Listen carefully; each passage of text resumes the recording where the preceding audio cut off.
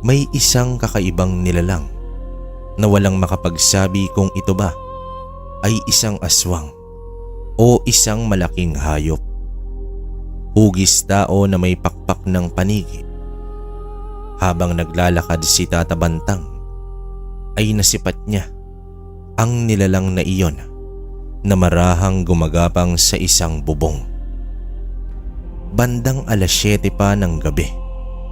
Bukas pa ang bintana ng bahay kaya nakita ni Tata na naghahapunan ang isang pamilya. Bahay iyon ni Gudo. Agad nagkubli si Tata sa mga puno ng saging. Pinagmasdan niya ang kilos ng nilalang na iyon.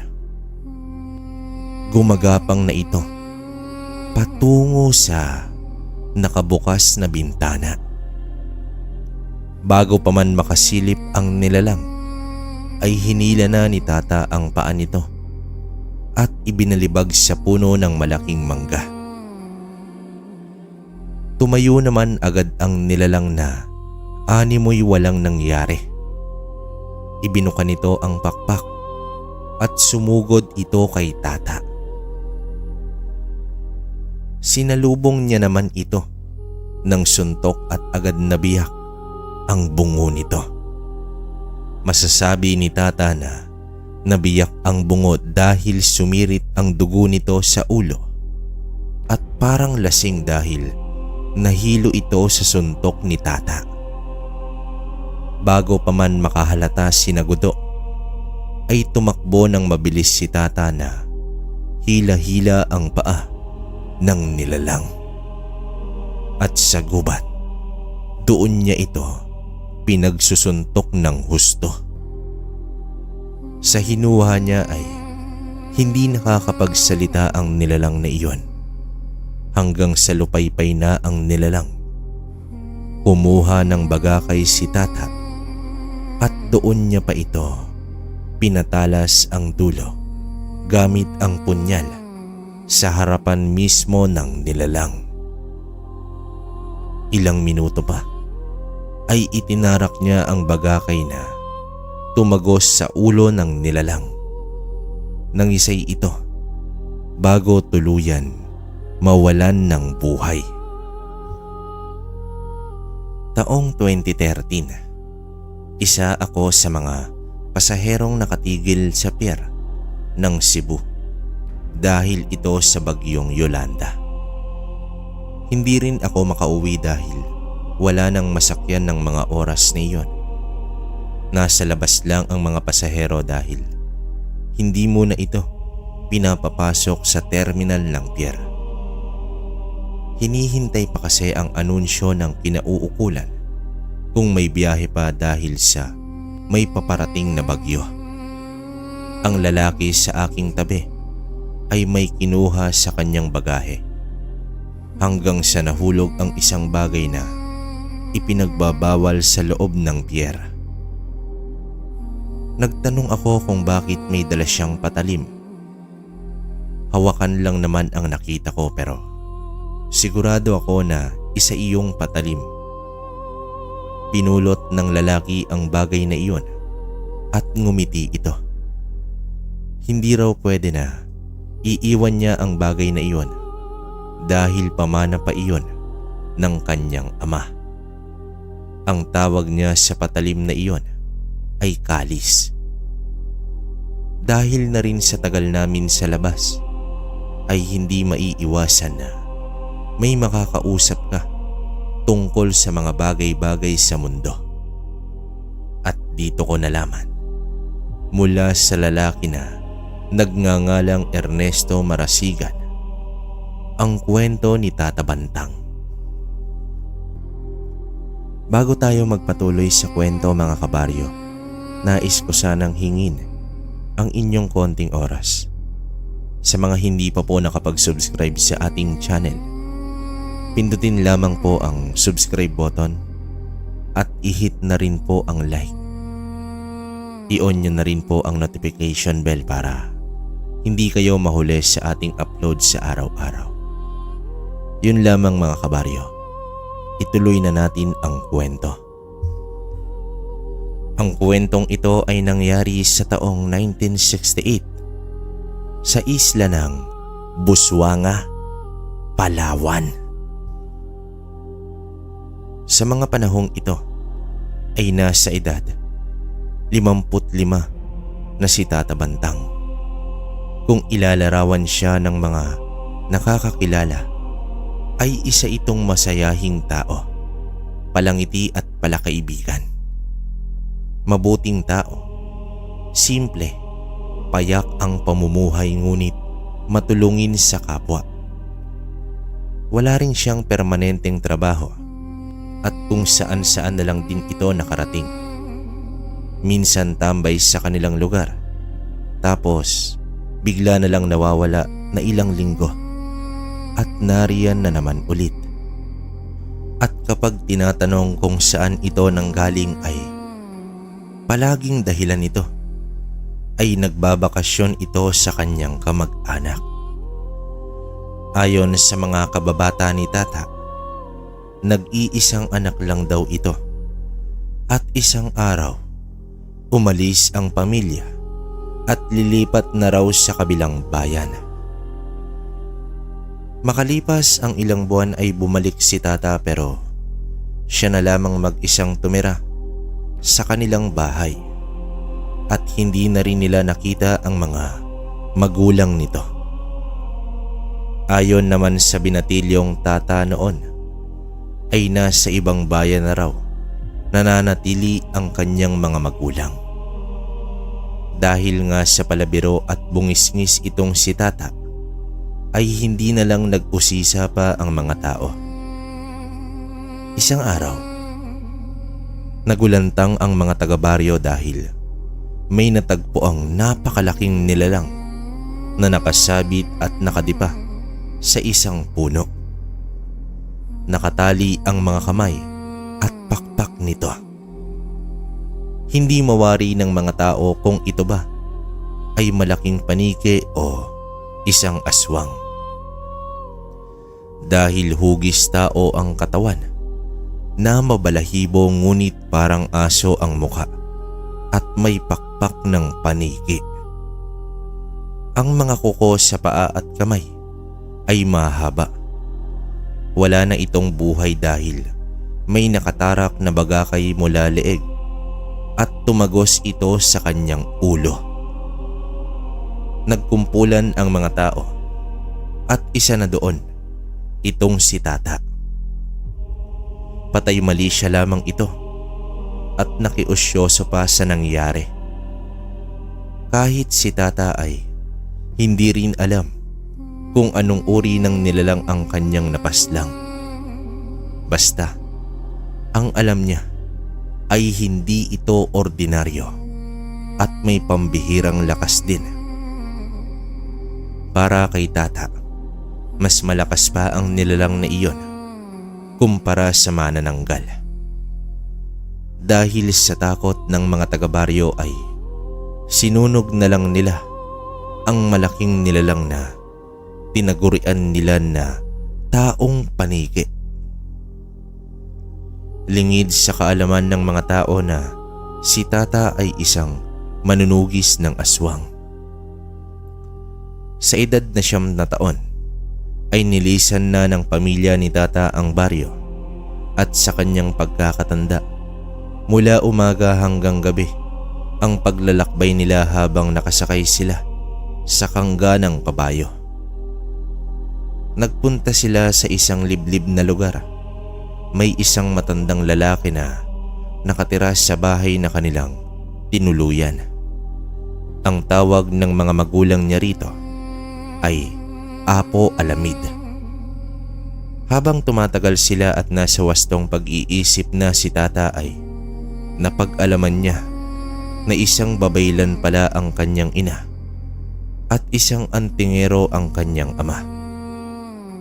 Sa paglipas ng panahon ay namulat si Tata sa lihim na karunungan at sa edad na 16 ay isa na siyang antingero. Minsan ay natanong niya sa kanyang ama kung bakit sila umalis sa dating tirahan. Ayon naman sa kanyang ama Inihahanda nila si Tata para sa isang malaking responsibilidad. Ang manahin ang dugo ng babaylan at antingero. Sa murang edad ay katakot-takot na rin ang mga naging karanasan nito ni Tata. Kitang-kita niya kung papaano makikipaglaban ang kanyang ama sa mga aswang habang saksi naman ito sa abilidad ng kanyang ina na magpagaling ng sakit at sa pamamagitan lamang ng usal ay napapasuko nito ang mga mangkukulam at mambabarang. Sa ganoong paligid namulat ang batang si Tata at ang matanda naman ay naging guro niya sa mas malalim na karunungan.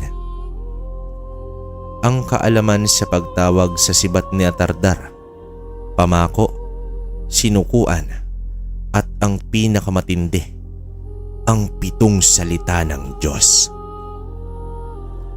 Sa edad na 19 ay nakapaslang na ng aswang itong si Tata.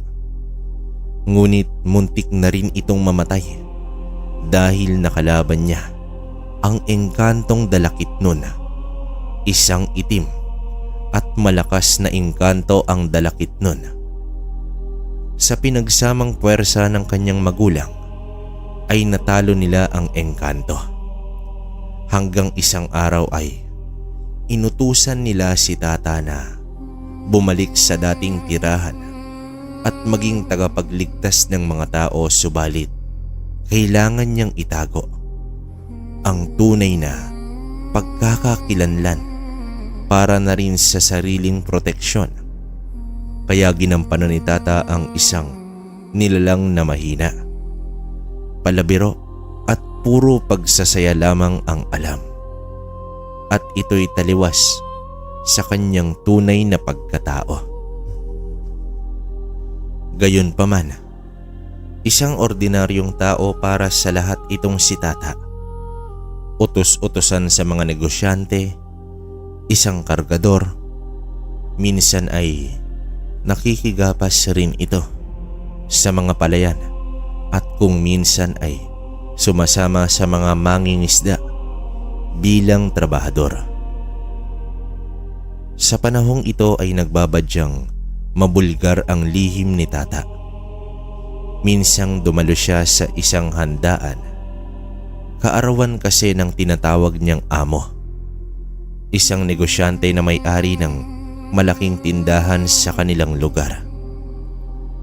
Habang kumakain sila sa may bakuran, ay napansin ni Tata ang mga bisita na kararating lang. Nasa 6 ang bilang ng mga ito. Purong kalalakihan na halatang may sinabi sa lipunan kung pagbabasehan ang kilos at ang pananamit. Ang lalaki na nasa unahan ay animoy leader o pinuno ng grupo. Bahagya itong lumingon ng konti at alam ni Tata na kahit hindi man diretso sa kanya, ay alam nito kung ano si Tata. Dahil alam din ni Tata kung anong uri ang mga kalalakihan. Mga maharlikang engkantong tamawo. Hindi akalain ni Tata na may kaibigan palang mga engkanto ang kanyang amo. Kaya siguro matagumpay ito sa larangan ng pagnenegosyo. Mabait at makatao ang kanyang amo at mapagbigay rin sa kapwa. Pasulyap-sulyap lang si Tata sa mga bisitang engkanto. Hanggang sa nakita niya ito sa bintana, kausap ang amo. Nasipat ni Tata na tumingin sa kanya ang kanyang amo at bahagya itong ngumiti. Nako, naloko na. Mukhang sinabi ng tamawo kung ano ko. Wika ni Tata sa kanyang sarili. Nang matapos na siyang kumain ay balak na sana niyang umalis. Kaso ipinatawag siya ng kanyang amo. Wala na. Huli na siya. Pangamba nito sa kanyang sarili. Tata, nais ng mga kaibigan ko na hihiramin kanila ng 1 linggo. May papagawa raw sila sa'yo. Wika dito ng kanyang amo.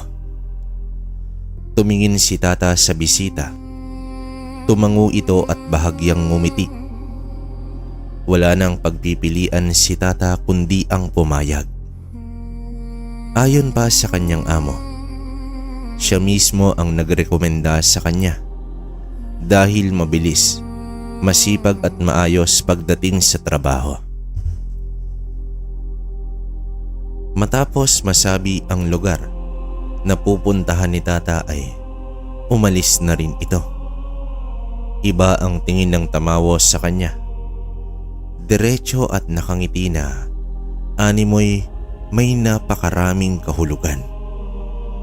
Habang naglalakad pauwi itong si tata, ay napaisip siya kung ano kaya ang ipapagawa sa kanya ng mga tamawo. Alam na ba ng amo niya na isa siyang antingero? Malalaman niya ang kasagutan bukas sa pagkikita nilang muli. Nagpahinga muna si tata ng ilang oras dahil pagsapit ng 4:00 ng hapon ay sasama naman ito sa pamamalaot sa isa pa niyang amo na may bangkang palaisdaan. Bandang 3:00 ng hapon ay nagising na itong si tata. Naghanda na para sa kanyang pangingisda. Habang nasa loob pa siya ng bahay ay may napansin siyang isang matandang lalaki na nasa tapat ng kanyang bahay. Nakatayo at nakatitig lang ito. Dumungaw siya sa bintana at magalang na nagtanong sa matanda kung may kailangan ba ito. Tumingin lang ang matanda at umalis na rin ito kaagad. Wala namang naramdamang kakaibang presensya si tata doon sa matanda.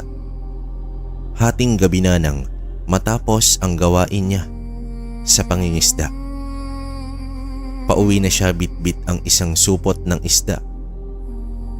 Bukod sa sahod ay binibigyan din sila ng isda pero kukonti lang ang tinatanggap ni tata dahil mag-isa lamang ito. Sa kalagitnaan ng kanyang paglalakad ay may humarang na 2 aso sa kanyang dinadaanan. Pwede ba? Sa susunod na lang kayo humarang? Inaantok na ako. May lakad pa ako bukas ng umaga. Sambit dito ni tata. Alam niya kasi na ang mga aso ay hindi ordinaryo, kundi mga aswang. Tila walang naririnig ang mga aso at nagpatuloy lang ito sa kanilang pag-angil. Naglalaway at nanlilisik ang mga mata. Mas malaki din ito kumpara sa normal na aso. Napagtanto ni tata na wala talagang plano na umalis ang mga aso kaya isinabit muna niya ang supot sa sanga at hinarap ang 2 aswang. Patakbong sumugod ang 2 aso. Agad sinipa ni tata ang naunang aso. Tumilapon at nabali ang leeg nito. Lumundag ang isa pang aso at sinalo naman ito ni tata sa paghawak sa leeg. Nang mahawakan ay agad niyang inihampas sa lupa ang nilalang. Nabiyak ang lupa sa lakas ng paghampas ni tata. Sa ganoong kadali ay natalo ni tata ang 2 aswang na nag-aanyong aso. Muling naglakad na animoy walang nangyari. Kinabukasan ay maagang nagtungo ang antingero sa sinasabing lugar ng kanyang amo. Napailing na lamang si tata nang marating ang lugar. Nadako siya sa isang malaking bahay na nasa dulo na ng baryo. Hindi niya inakala na engkanto pala ang naninirahan doon.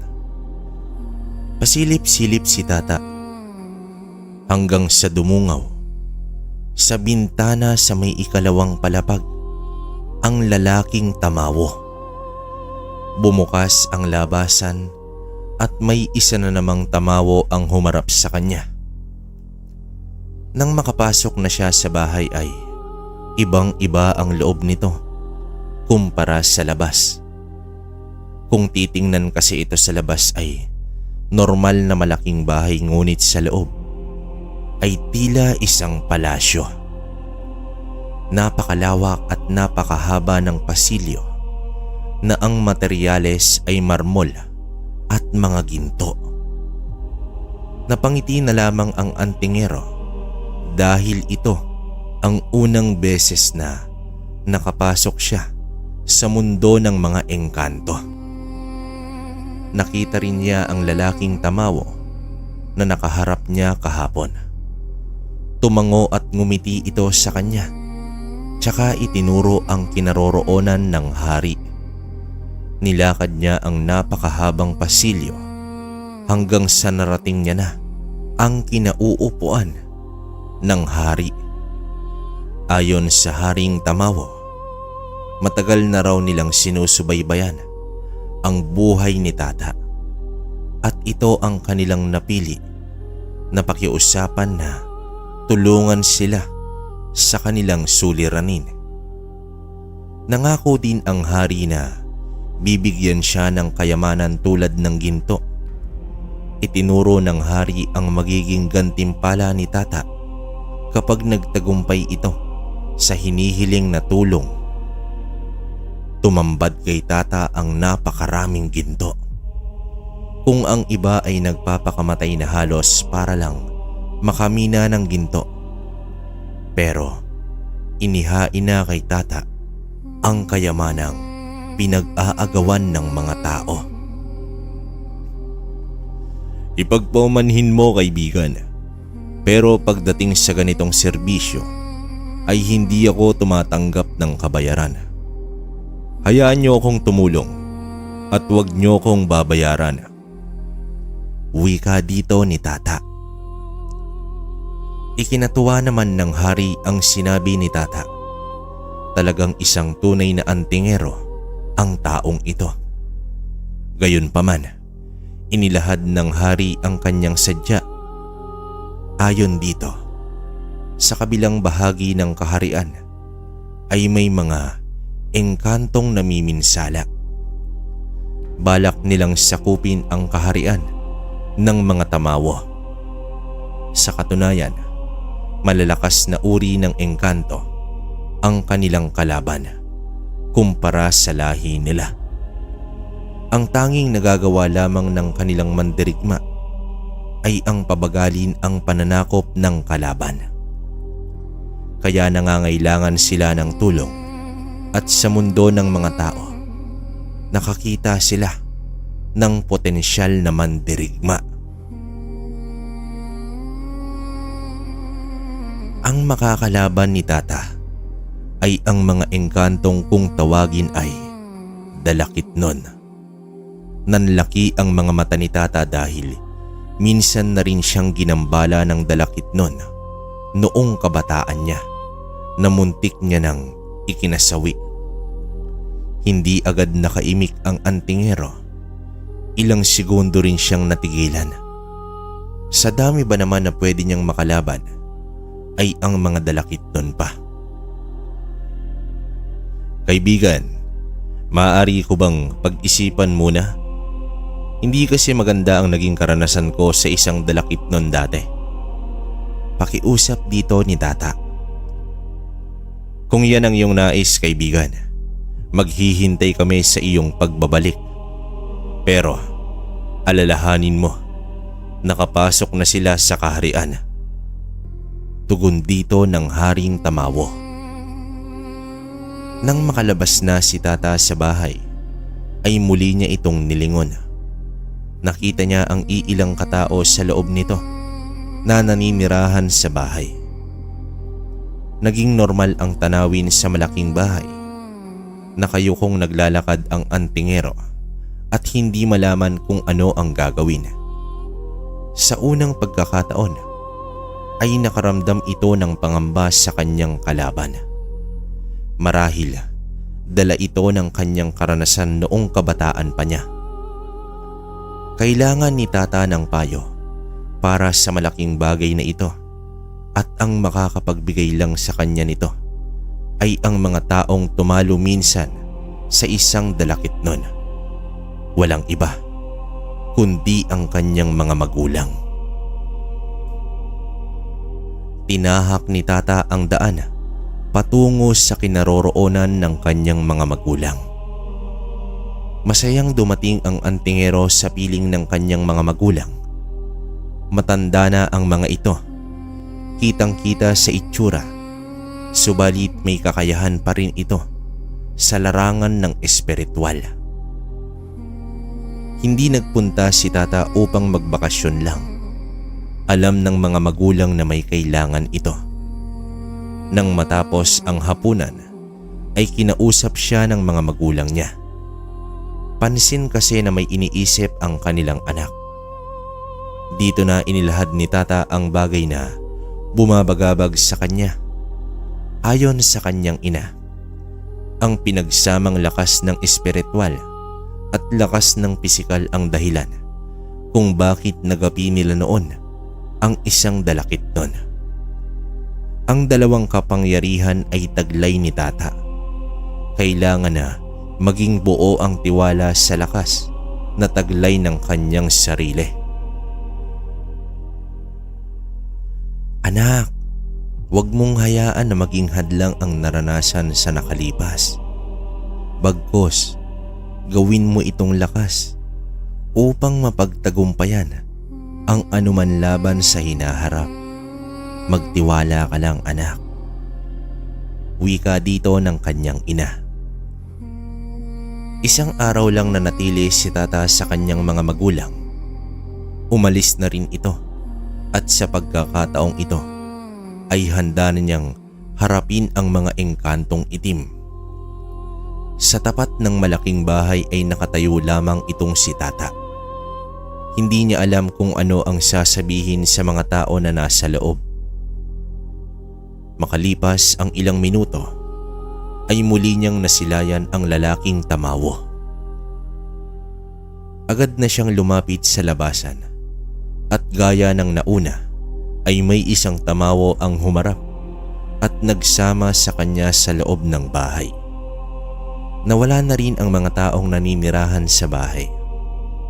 Muli ay nakapasok ang antingero sa kaharian ng mga tamawo. Humarap siya sa hari at buo na ang loob. Nasasabak ito sa isang digmaan. Sinamahan siya ng isang lalaki sa lugar kung nasaan ang mga kawal. Napakarami nito na pare-pareho ang suot.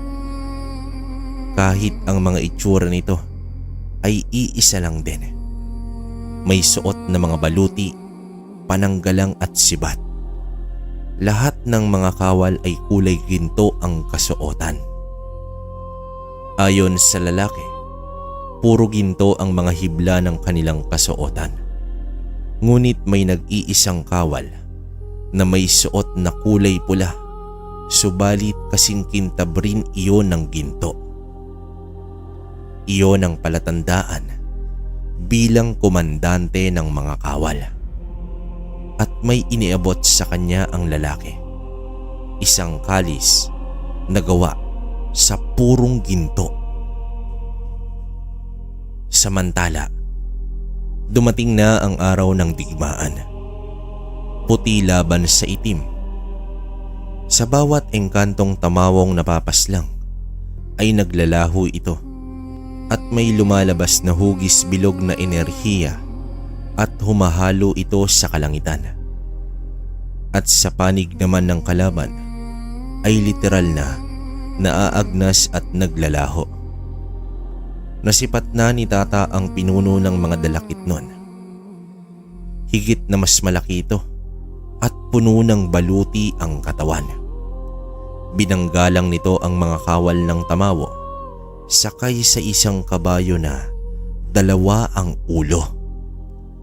Sa paghawi ng mga alikabok ay tumambad sa pinuno ang antingero.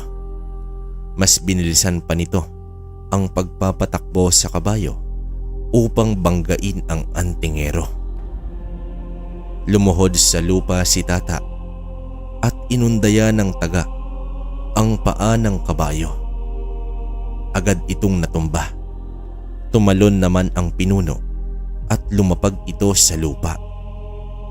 Agad din sinugod ang antingero at nagtagisan sila ng lakas. Tao laban sa engkanto. Lapastangan ka. Tao ka lang. Engkanto ako. Sambit dito ng dalakit nun. Hindi naman nagpasindak itong si Tata sa pinuno. Kung nagawa ng kanyang mga magulang ang talunin ang dalakit nun noon, tiyak, kaya rin niyang magawa. Pantay lang sa bilis at lakas ang dalawa. Huminto ang engkanto at may inusal ito. Biglang dumami ang imahe ng pinuno at hindi na makilala kung alin dito ang totoo. Lahat din ay sumusugod na sa kanya. Subalit, nag-usal ng pamako itong si Tata at bumagsak sa lupa ang mga imahe ng pinuno. Isang napakalakas na hampas ang ginawa niya gamit ang kalis na naging dahilan upang maagnas ang mga imahe ng pinuno. Ikinagalit naman ito ng dalakit nun at bigla naman itong naglaho hanggang sa sumulpot ito sa harapan mismo ni Tata at agad sinakal ang antingero. Humahalakhak na ang pinuno na inaakalang magagapi na niya ang tao. Subalit laking gulat ng engkanto sa isang salitang sinambit ni Tata. Naging dahilan ito upang manigas sa kinatatayuan ang dalakit nun. Ang unang salita ng Diyos. Tumingin si Tata sa lalaki na kasalukuyang gumagawa ng harang. Tumango ito sa kanya at agad itinarak sa dibdib ng dalakit nun ang gintong kalis. Dito na sumigaw ang dalakit nun at nagliwanag ang kalis, dahilan upang unti-unting maagnas at naglaho na ng tuluyan ang pinuno ng mga dalakit nun. Kasunod nito ay isa-isa ring naagnas ang mga kasamahan nito. Nagwagi na sa wakas ang mga tamawo, ngunit hindi rin maitatanggi ang kalungkutan dahil sa napakaraming kawal din ang nasawi. Gayunpaman, labis naman ang pasasalamat ng hari sa ginawang tulong ni Tata. At simula sa araw na iyon, ay kaisa na ni Tata ang mga tamawo sa kanyang pakikidigma sa mga nilalang ng dilim sa ibabaw ng lupa. Sa kanyang paglabas muli sa malaking bahay ay napapangiti na lamang itong si Tata Bantang. Bukod sa nagkaroon ng mga bagong kasangga, ay gumaan na rin ang pakiramdam dahil naharap at napagtagumpayan niya ang kinatatakutan mula pa sa kanyang kabataan. Balik sa normal ang buhay ni Tata. Isang hapon, habang naghahanda naman siya upang pumalaot, nasipat na naman niya ang matandang lalaki sa tapat ng kanyang bahay. Hinayaan lang naman ito ni Tata. Ngunit kapag nangyari pa ito sa 3 beses, ay ikokomprontahin niya na ang matanda. Agad din naman itong umalis ng mabatid ng matanda na bumukas na ang pinto ng bahay. Nagpatuloy si Tata sa dalampasigan upang mangisda. Subalit nadatnan niya na kausap ng amo ang mga trabahador. Nang makalapit na si Tata ay napag-alaman niya na may mga mangingisda at trabahador na bigla na lang nawawala. 4 sa mga kasamahan ni Tata ang bigla na lang nawala. Tanging bangka na lamang ang natagpuan. Imposible din na malunod ito dahil magagaling lahat lumangoy at wala namang bagyo. Ni bakas sa mga ito o bangkay ay walang natagpuan. Napapikit na lamang si Tata dahil pakiramdam niya sirena o di kaya ay magindara ang sanhi ng pagkawala ng mga trabahador. Dahil sa takot, ang iba ay lumiban muna sa trabaho. Dahil sa sobrang kulang ng tao ay ipinagpaliban na rin ng amo ang pamamalaot. Matapos ang pangyayari ay nagpunta si Tata sa isang kaibigan na mangingisda. Balak niyang hiramin ang bangka nito kapalit ang isang timba na isda. Nag-alala ang kaibigan kay Tata dahil sa balitang nawawalang mangingisda. Rason naman ni Tata, sayang ang gabi kung wala siyang maukuhang isda. Kailangan pa niya ng salapi. Di naglaon ay napapayag na rin ito ang kaibigan pero pinayuhan siya nito na sa kabilang bahagi na lang ng isla mangisda. Mag-isang pumalaot si Tata upang hindi mangisda, kundi alamin ang sanhi ng biglaang pagkawala ng mga mangingisda. Napakaliwanag din ng buwan sa gabing iyon. Ang maliit na ilaw ng gasera sa isla ay unti-unti nang nawawala. Ibig sabihin, nasa laot na itong si Tata. May nag-iisang gasera lamang siya na nasa unahan ng bangka. Mapayapa ang karagatan, katamtaman lang din ang ihip ng hangin. Dala ni Tata ang itak na nasa ilalim ng bangka habang nakasukbit naman ang kalis sa kanyang tagiliran. Ayon sa lalaking tamawo na nagbigay ng sandata, hindi na kailangan ng usal ang paggamit sa kalis. Kahit ang ordinaryong tao ay pwede nitong magamit ang kalis kapag may pahintulot ng nagbigay nito. Hanggang sa may nasipat si Tata na animoy mga damong dagat ang unti-unting lumulutang sa tubig. Hindi nagpakampante ang antingero dahil hindi ito normal sa gitna ng laot. Agad nag-usal ng poder itong si Tata upang hindi siya tablan sa boses ng mga magindara. Sa paglibot ng kanyang paningin ay napapagitnaan na pala siya ng mga damong dagat. Kumpirmado, magindara nga ang nasa palibot nito. Bago pa man ito makaahon ay nagpakawala na ng tigalpo itong si Tata. At ilan sa mga magindara ay tumilapon. Umahon na rin ang iba pa at lumangoy na papalapit kay Tata.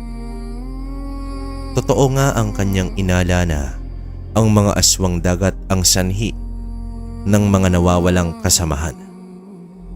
Tumayo sa bangka si Tata at sinalubong ng taga ang mga magindarang sumusugod gamit ang kalis.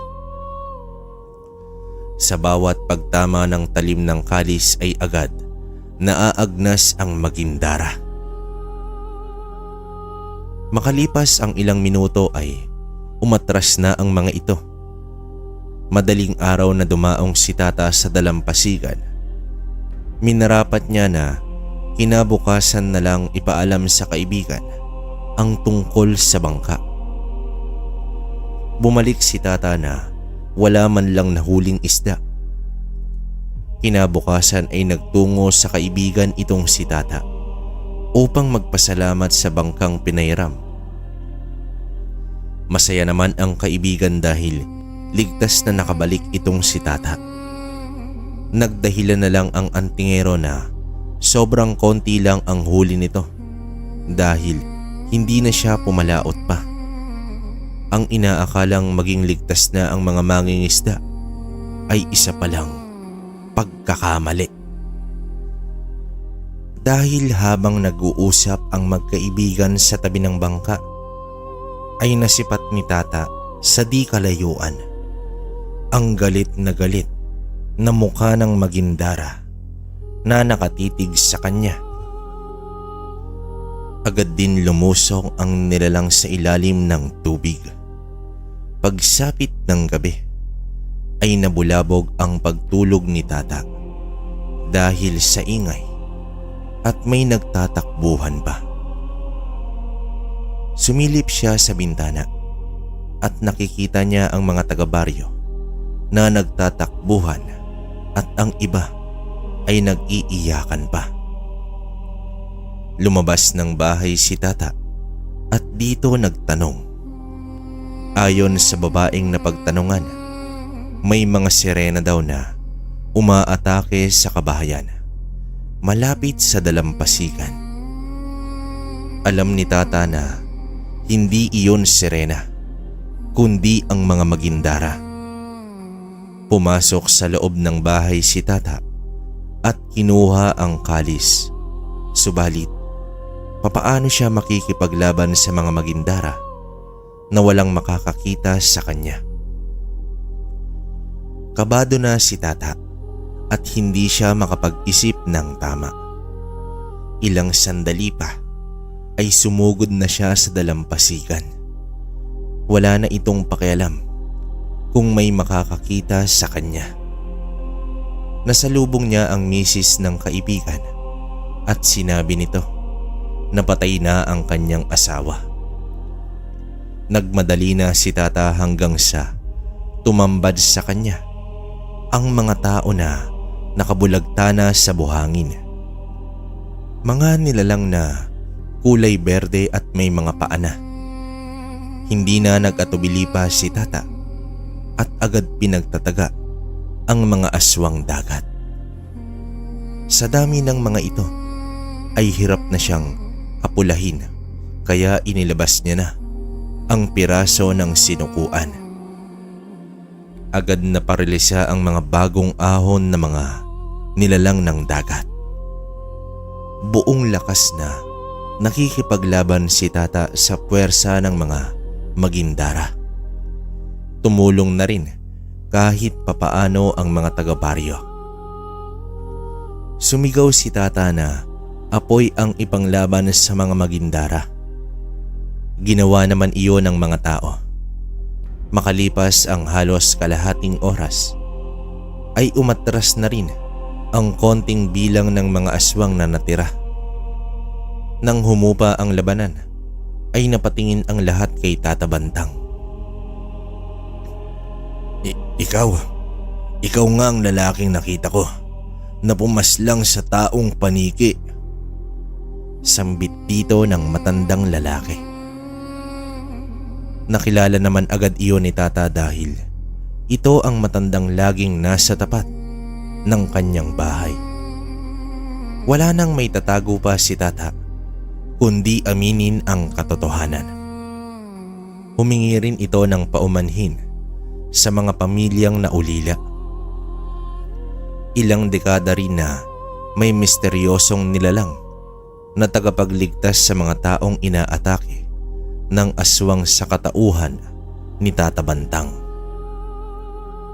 Ang taong walang ibang ginawa kundi ang makipagbiruan sa mga kapitbahay ay siya pala ang misteryosong tagapagligtas sa isla. Simula ng gabing iyon ay nagbago na ang tingin nila kay Tata. Naninibago naman ang antingero dahil tila espesyal na ang turing ng mga taga-baryo sa kanya. Madaling kumalat ang pangyayari na lubos ikinabahala ni Tata dahil kapag umabot sa mga aswang ang tungkol sa kanya ay tiyak susubukin siya ng mga ito at hindi imposible na may uusbong na lahi ng aswang ang maghahasik ng lagim sa buong isla ng Busuanga. Minsan isang araw ay may bumisita kay Tata na isang pamilya.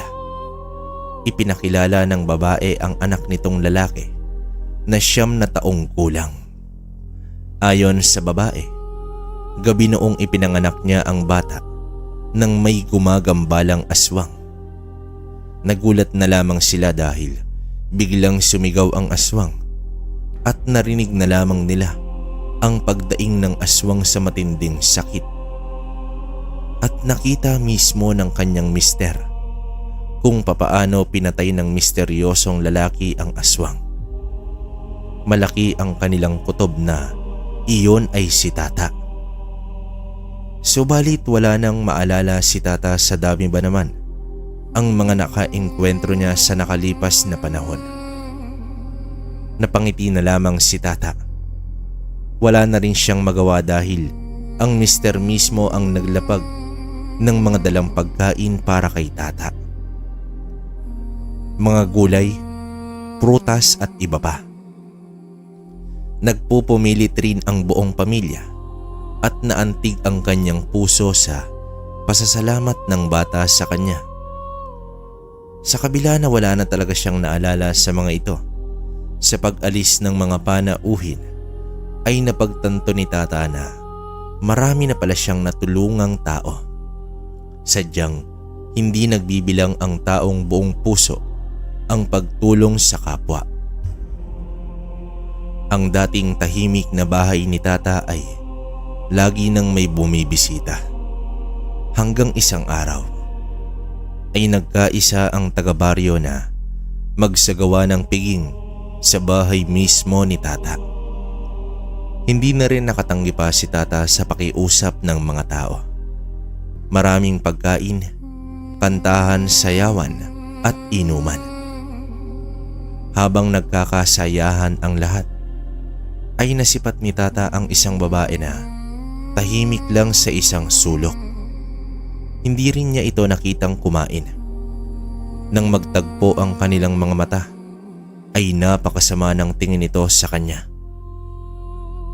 Lalapitan na sana ni Tata ngunit biglang tumayo ang babae at agad na itong umalis. Hindi na rin ito nahabol ni Tata dahil may 2 kaibigan siya na humarang sa kanya at niyayang sumayaw. May tama na rin kasi ng alak ang mga iyon. Gabi na nang natapos ang kasayahan. Hindi naman nagpadala sa alak itong si Tata, lalo pat may kakaibang nilalang ang nakita niya kanina. Inaasahan ni Tata na magbabalik ang babaeng ito. Nang pahiga na ang antingero, ay napansin niya ang isang alakdan na gumapang sa kanyang paanan. Akmang tutuklawin na siya nito, ngunit mabilis niya itong hinuli. At may nakita siyang napakanipis na sinulid na nakatali dito. Marahan niya itong hinawakan at biglang pinutol. Sa pagputol niya ng sinulid ay may narinig siyang humiyaw sa labas na animoy na saktang bigla. Inapakan na rin niya ang alakdan hanggang sa napisat ito. Sinilip niya ang labas ng bahay. May nakita siyang figura ng isang babae. Hindi nga ito nagkamali. Iyon ang babae kanina sa piging.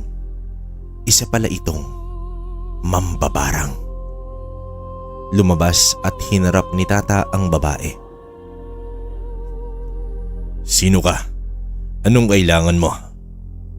Matapang na tanong dito ng antingero. "Ikaw ang pumaslang sa kapatid ko. Matagal na kitang hinahanap at nandito ka lang pala, Tata Bantang." Galit na tugon dito ng babae. Hindi naman matandaan ni Tata kung sino sa mga napaslang niya ang tinutukoy ng babae.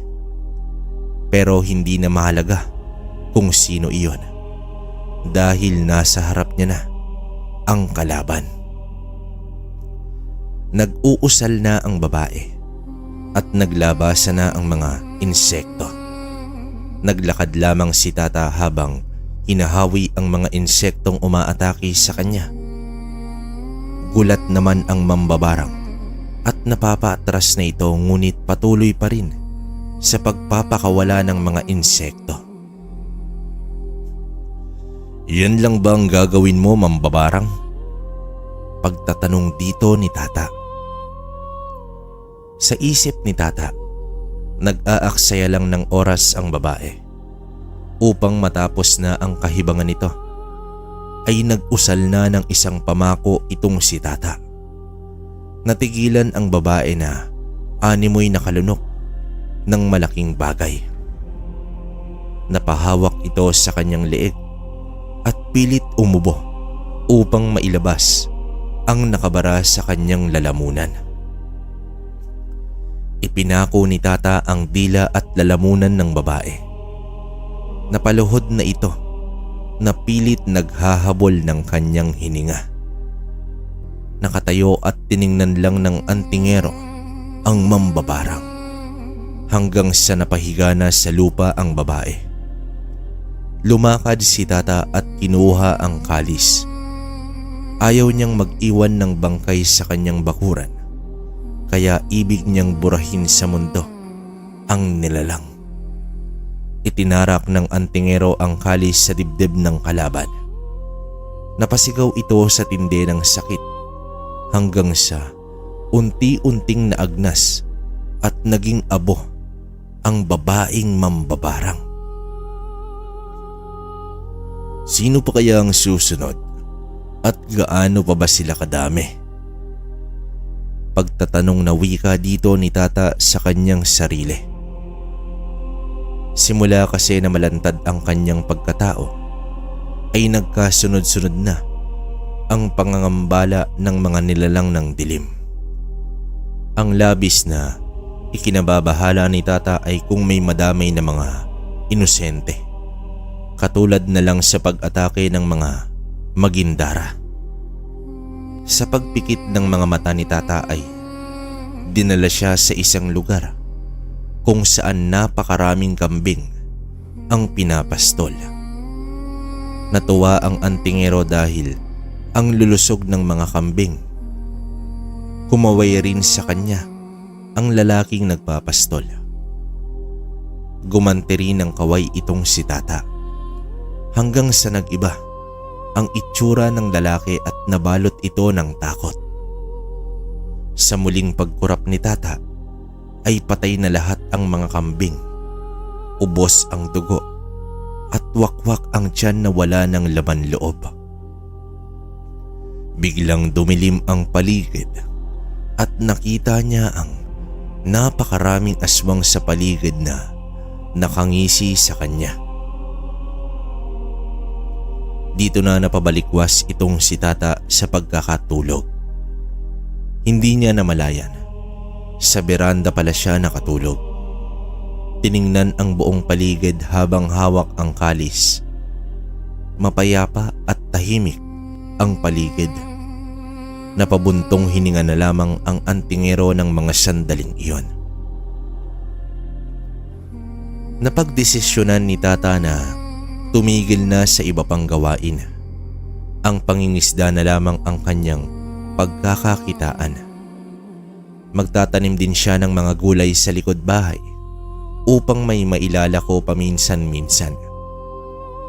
Habang tinitingnan niya ang lugar na pinagtataniman, ay may panauhin na naman ang antingero. Ang matandang lalaki na nasa tapat ng bahay niya dati ang bumisita. Ayon dito, matagal na sanang gustong humingi ng tulong sa kanya ang matanda.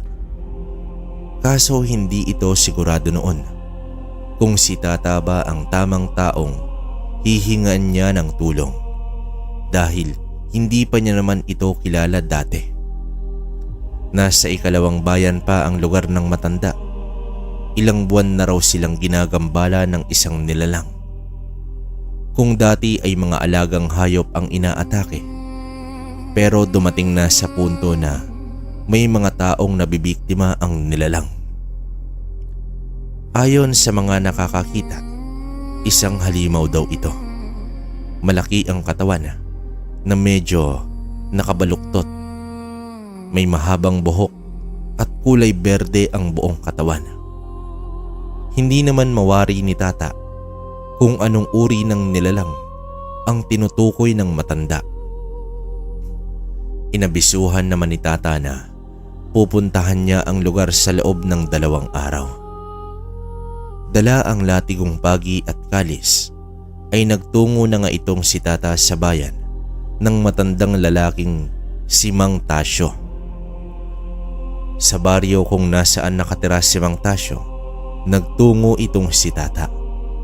Sinamahan siya ng isang binatilyo upang mapadali ang pagdating niya rito. Medyo sadyain kasi ang bahay ng matanda. Kasama nito ang anak na babae at 2 apo. Nalungkot naman si Tata nang malaman niya na isa ang ama ng mga bata sa nabiktima ng nilalang. Sariwa pa sa mga ito ang pangyayari kaya nababalot pa ng takot ang mga bata. Bukod sa Magindara at Berberoka, ay wala nang alam na aswang na kulay berde itong si Tata. Kaya pala isipan sa kanya kung anong uri ito. Maayos naman na tinanggap ng mag-anak itong si Tata. Kinagabihan mismo sa araw na iyon ay nagmanman na sa paligid itong si Tata. Hindi na muna siya masyadong lumayo dahil hindi pa ito pamilyar sa lugar. Tumigil muna sa isang puno itong si Tata dahil biglang bumibigat na ang pakiramdam niya sa lugar. Animoy nababalutan ng masamang presensya ang bahaging iyon. Habang nakatigil siya sa puno ay palapit na ng palapit ang mabibigat na presensya. Alam ni Tata na may mga nilalang sa paligid.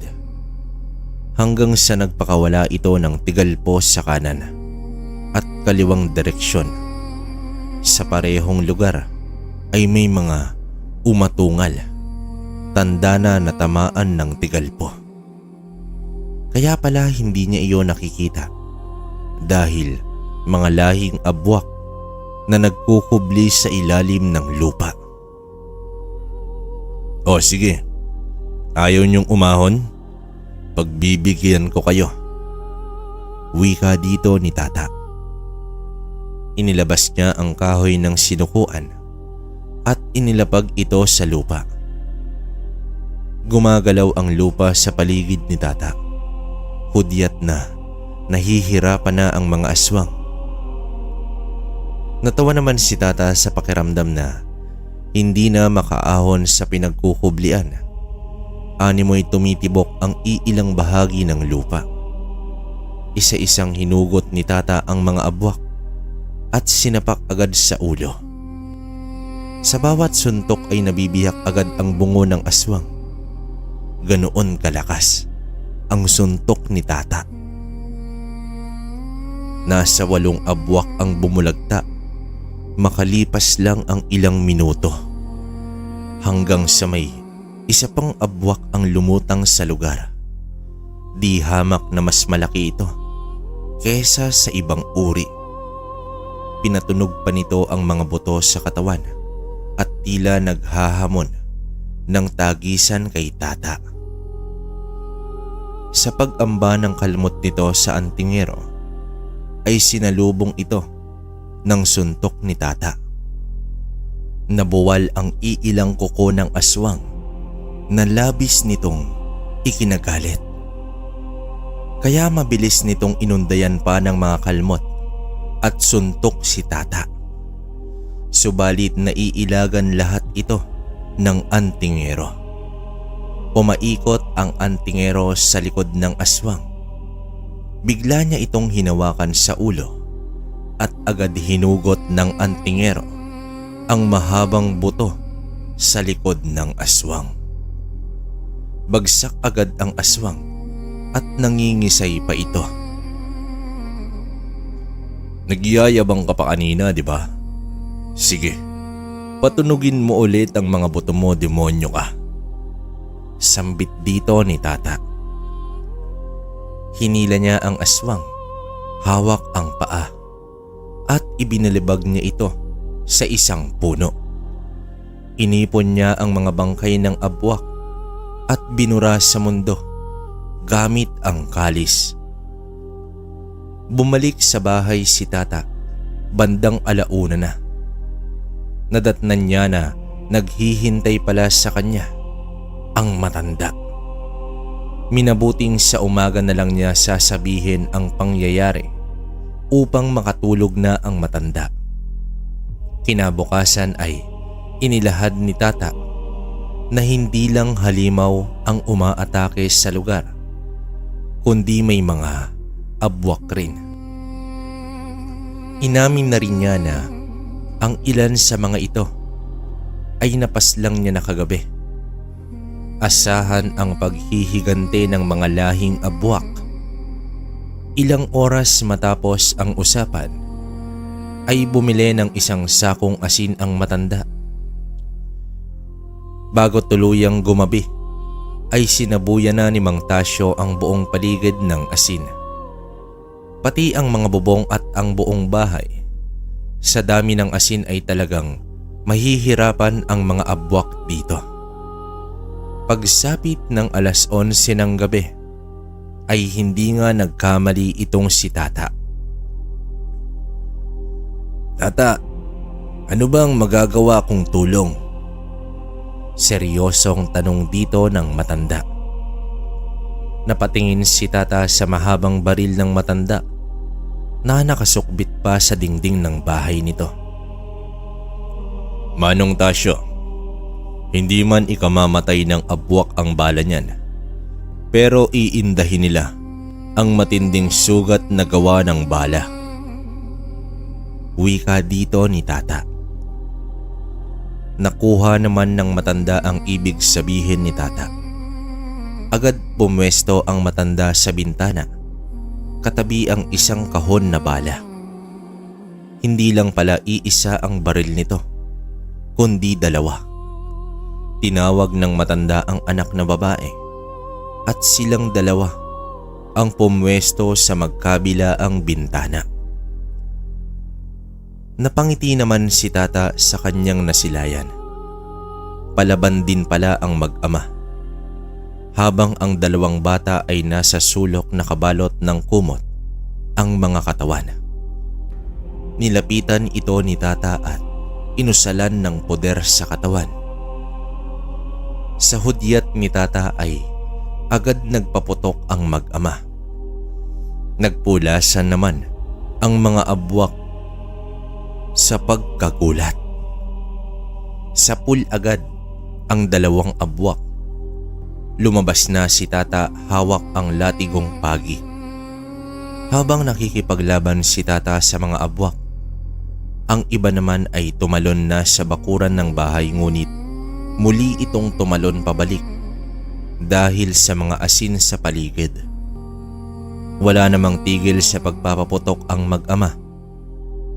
Iwinawasiwas ni Tata ang latigo at sa bawat matamaan nito ay tapyas agad ang laman. Dahil sa pag-alingaw-ngaw ng baril ay nagising ang mga kapitbahay. Kanya-kanya na rin sa pagkuha ng sulo at mga sandata ang lahat. Handang makipaglaban sa mga abwak. May ibang abwak na tumungo sa mga tao, ngunit hirap itong lumapit dahil nagkumpulan ang mga ito sa may mga apoy. Mabilis din nakagawa ng malaking siga ang mga tao. Nagliwanag na ang paligid at kitang-kita nila kung papaano pinagpapaslang ni Tata ang mga abwak. Natapos ang gabi na nagwagi ang mga tao, pero may mga iilang abwak ang nakatakas. Ipinakilala rin ni Tasyo ang kanyang panauhin na si Tata Bantang. Lubos naman na nagpasalamat ang mga tao. Subalit may isa pang kalaban na hinihintay itong si Tata. Walang iba kundi ang halimaw. Pagsapit ng umaga ay pinulong ni Mang Tasyo ang mga taga-baryo. Tinuruan sila ni Tata na gumawa ng patibong para sa halimaw. Ang bawat bahay ay may nakalagay na patibong na gawa sa bagakay. Posibleng aswang ang sinasabing halimaw dahil dugo at laman loob ang kinukuha nito sa mga biniktimang hayop at tao. Kaya mainam ang bagakay na kung sakaling tatarak ito sa katawan ng nilalang ay hindi nagagaling ang sugat nito. Lumipas na ang ilang gabi ay wala pa ring paramdam ang halimaw hanggang isang madaling araw.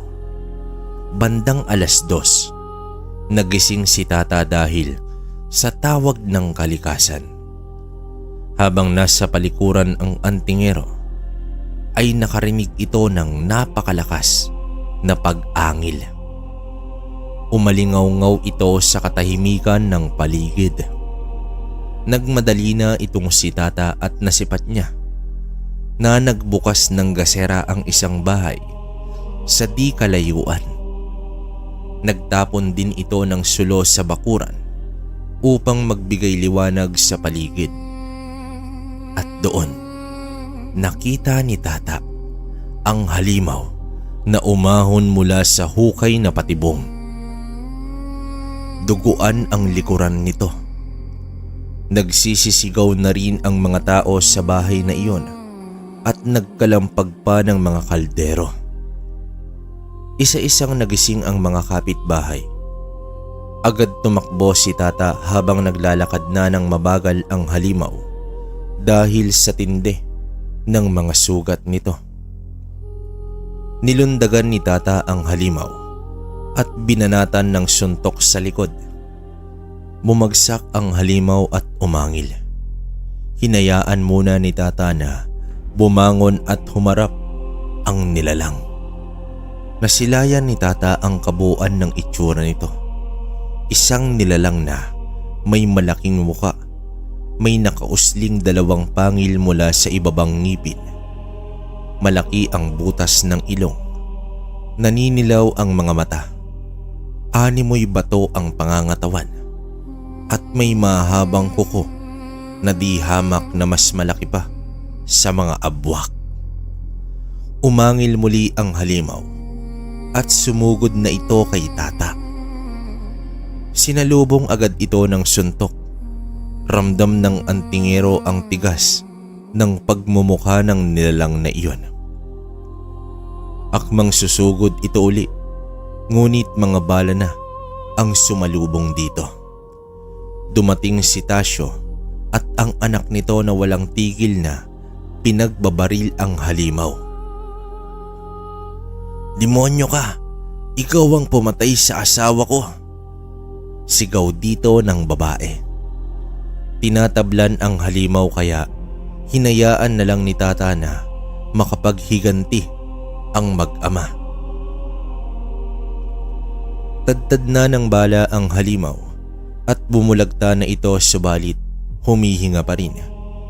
Ubos na rin ang bala ng mag-ama kaya kumuha ang babae ng bagakay at walang takot na lumapit sa halimaw at pinagsasaksak niya ito. Habang umiiyak, kitang-kita ng lahat ang tindi ng galit ng babae hanggang sa ang nakasabit na gasera sa gilid ng bahay ay kinuha ng babae at itinapon sa halimaw. Kumalat ang apoy nito sa katawan ng nilalang. Nakatitig lang ang babae sa natutupok na halimaw at napaupo na lang sa lupa. Sa wakas ay natapos na rin ang panganib na dulot ng nilalang. Subalit hindi pa rin iyon mawari ni Tata kung anong uri iyon. Gayunpaman, Hindi na rin nagtagal si Tata sa baryong iyon. Lubos naman ang pasasalamat ng mga taga-baryo, lalo na ang mag-ama.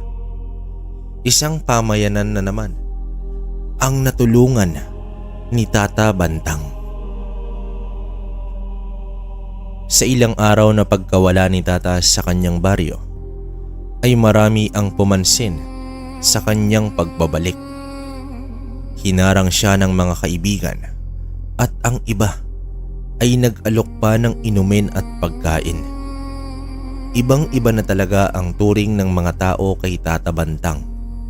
Sa kanyang pangamusta sa lugar ay naging payapa naman ito. "Takot na ang mga aswang na gumala dito dahil sa iyo, Tata," pabirong sambit ng kanyang kaibigan. "Huwag tayong pakasisiguro. Ang mga masasamang nilalang ay umaaligid lamang," tugon naman dito ni Tata. Balik na sa dating buhay si Tata, pero isa ng kilalang antingero. Tumigil na rin ito sa pangingisda at nagpatuloy sa pagpapayabong sa kanyang taniman. Naglalako rin ito at ubos agad ang panindang gulay at prutas. Hanggang isang araw ay may nakitang batang palaboy si Tata. Ayon sa mga tao, na anak daw iyon ng mag-asawang malapit sa dalampasigan na nabiktima ng mga magindara. Dito nilapitan ni Tata ang bata at binigyan niya ng pagkain. Kinausap ito ng antingero at napag-alaman niya na 11 taong gulang lang pala ang bata. Nahabag ng gusto si Tata sa batang nagngangalang Edwin Marasigan. Natuklasan din niya na takot ang bata na bumalik sa dalampasigan at ayaw na nito sa dagat. Inalok ni Tata si Edwin ng tirahan at nangako na aalagaan siya nito. Natuwa at napaiyak ang batang si Edwin. Gayunpaman, tuluyan na nga na inampon ni Tata itong si Edwin. Naalala ni Tata kay Edwin ang kanyang kabataan. Makalipas ang ilang buwan, ay nabuo na ang desisyon ni Tata na pinag-isipan niya simula nang matagpuan niya ang bata. Habang pinagmamasdan niya ang kalis, ay napapatingin naman siya sa bata ng masaya habang namimitas ng mga gulay. Sa unti-unti ay sinasanay ni Tata ang bata sa pagiging isang antingero. Ang batang si Edwin ay ang napili niya na magmamana ng kalis at ng kanyang karunungan.